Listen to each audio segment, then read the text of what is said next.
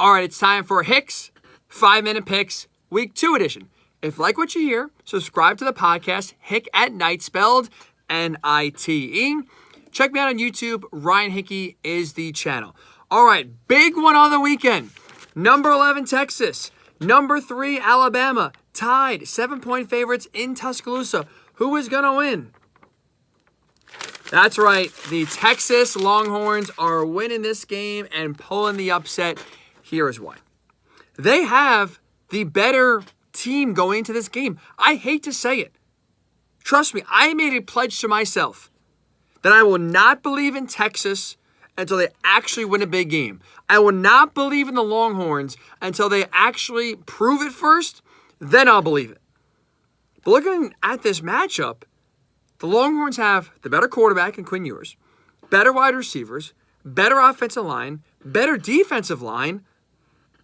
They have the advantage. I know what you're going to say. Well, Ryan, wait, Ryan. You're forgetting. They have the trump card. They have the hidden immunity idol. Shout out to those Survivor fans out there. Love you, Jeff Probst. They have Nick Saban. I hear you. And this is no disrespect to Nick Saban, but this is the truth. Alabama has too many vulnerabilities this season right now at this point in week 2 for Nick Saban himself to cover up.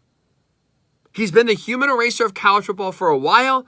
I just don't think in this specific matchup, he's going to be able to work his magic enough to make some of those areas that are weaknesses strengths and to beat Texas.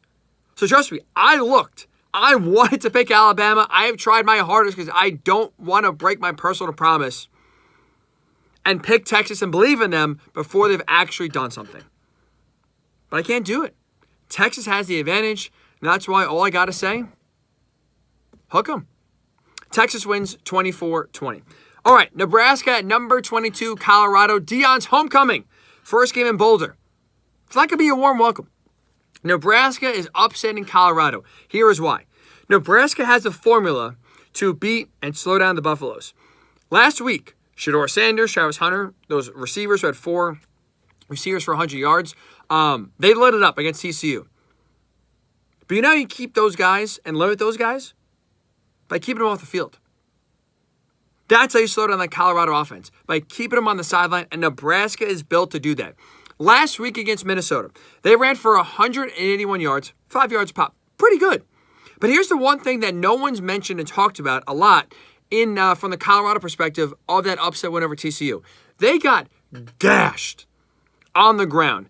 TCU ran as a team for 262 yards. 7 yards a carry.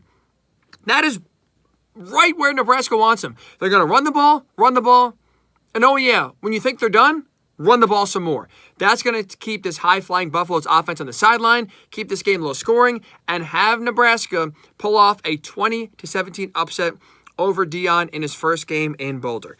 Number 23, Texas A&M on the road at Miami. Aggies 4.5-point favorites. Look, the trend of picking teams I don't believe in, going to continue. Not a Texas believer, picking them here in week 2. Definitely not a Jimbo Fisher and A&M believer, picking them here in week 2 as well. Look, I know it's 1 week. I know it's against New Mexico. Bobby Petrino's offense looked pretty good. Looked pretty good. Looked explosive for the first time in a while. Connor Wegman looked really good. So I know the opponent's not great, but still signs of life is a positive. 20 starters come back, a lot of continuity there. A&M's in a better spot right now than Miami. They do win on the road and cover the spread. Here's a fun one. Number 20, Ole Miss at number 24, Tulane. Ole Miss 7.5-point favorites on the road. They win and cover. Here's why. Even though I think Michael Pratt of Tulane is a better quarterback in this matchup, I like what Ole Miss has around the quarterback, better receivers, tight ends, running game. I like that with the Rebels better. So I think that's going to lead to an explosive game. A lot of points are going to be scored. Ole Miss, though, does win that shootout. They do cover on the road down there in New Orleans. And finally, number 13, Oregon at Texas Tech. This screams like a trap. Oregon hung 81 points last week. Texas Tech's coming off of an embarrassing loss to Wyoming double overtime on the road. This should be a bigger spread than 6.5. This feels like easy Oregon bet. They're going to win on the road, no problem. That's when college football gets you. Oregon wins, but Texas Tech covers, keeps it close, and has the Ducks kind of running out of Lubbock, lucky to win. That's a one game to watch out for.